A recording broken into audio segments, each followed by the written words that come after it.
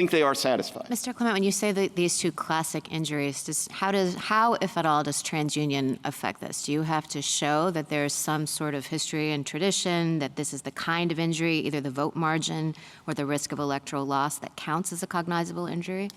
So 2 thoughts on that. I mean, one, if we have to, then I think the pocketbook injury just makes it easy, because that's classic, go back, Blackacre, whatever. That's like the classic old school injury.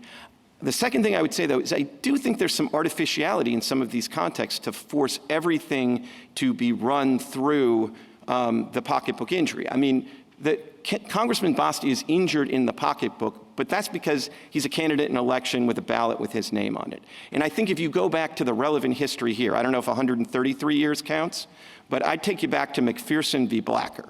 And that was a case brought by presidential electors challenging Michigan's change of the rules for the presidential electors. Michigan went from statewide to a district-by-district way of having presidential electors.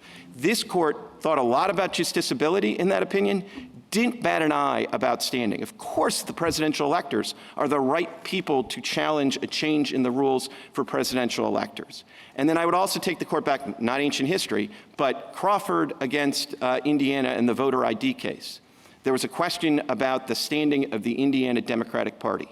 Justice Stevens, in footnote 7, dispatches it in 2 sentences. Of course, the Indiana Democratic Party has standing to challenge a voter ID law that they think is going to be bad for Democratic candidates. And Justice Souter agreed with that, so there's at least 5 votes for the proposition. And his footnote was just as short.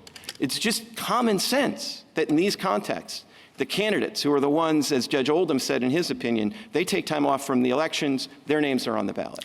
Thank you, counsel.